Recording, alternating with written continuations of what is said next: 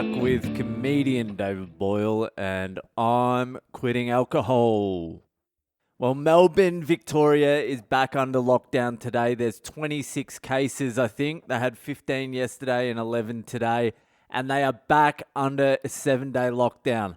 What a fucking joke. There is 26 cases in this street. More. Every second house along here, there's someone with COVID in there, and there's still people on the street playing badminton without masks. You got to get your exercise. I knew it was going to happen to Melbourne at some point. This will probably get extended for another couple of months. People will be suicidal again. It will be a fucking nightmare again. How are you going to open up the country if you have to lock down with 26 cases? I don't know if I can go back to Melbourne if it's just going to be lockdowns every couple of months over this many fucking cases. I'm bringing back COVID, Melbourne. Don't fucking worry about that. You're going to get the Indian strain with a twist of fucking Boyle. I'm not taking the vaccine, and I'm deliberately contracting COVID-19 before I come back, and that shit is going to mutate inside me. And once the Boyle variant is out in the open, then you should be fucking scared, because it is only going to kill cunts. It doesn't matter how old you are, whether you have pre-existing conditions or not, whether you're a fat fuck or not, it's going to kill you if you're a cunt. This new Boyle variant seems to be only killing people who've taken the vaccine and are wearing masks. And every single politician in Australia. It's coming for you, baby. There is nowhere to fucking run. There is nowhere to hide. I just don't know what the plan is going forward for Australia. Other countries seem to be opening up fine, and they still have more cases than Australia ever had the entire COVID fucking thing so far. So what is the plan? How are they going to open up the penal colony again? Does anyone in Australia even want it opened up again? I know the boomers don't want it open again. Why would they want it open again? They want a peaceful fucking retirement after doing nothing their entire lives. The Boyle variant is coming after you two boomers. But what's the plan? People have to be vaccinated, they have to take the test, they have to quarantine when they get to Australia. Isn't that what's already happening, and we're only getting like 2 or 3 plane loads of people back a week? What's going to happen when you times that by about 1,000? You don't think a fucking couple of cheeky COVID carriers are going to sneak through the fucking guard?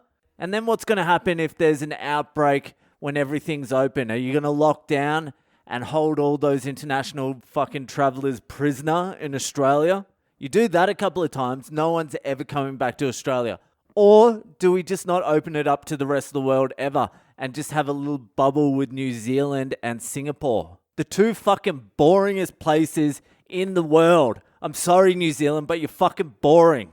That's why everyone's taking pee and eating KFC. Yeah, alright, there's some nice scenery, but how many fucking mountains can I look at before I get bored? 3.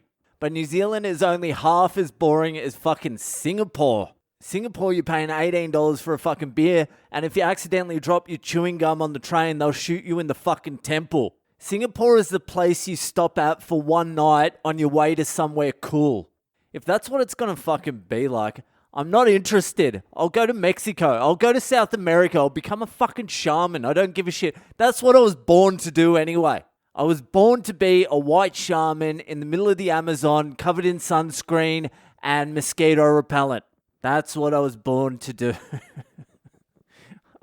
I don't know. I'm not even allowed to leave India at the moment, but Australia is not fucking exciting me. There's been like 200,000 people die here since I got here, and I'm looking at Australia going, thank God I'm not there.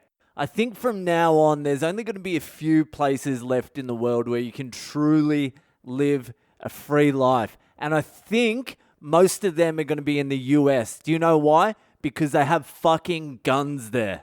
Everyone's shat on the US for the last 30 years about having guns. Now who's going to have the last laugh? Yeah, alright, they probably shouldn't sell guns to autistic kids with schizophrenia.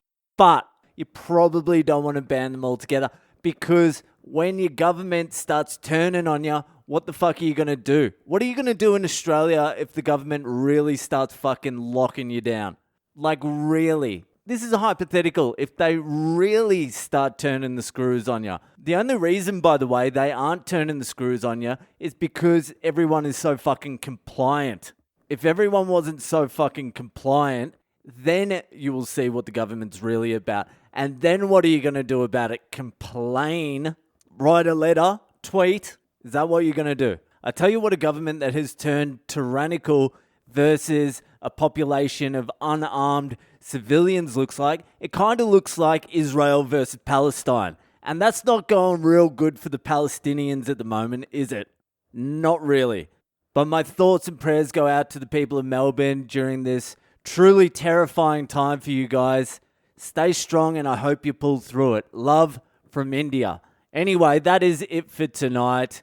If you're enjoying the podcast, give it a share around with your friends and I'll see ya the fuck later.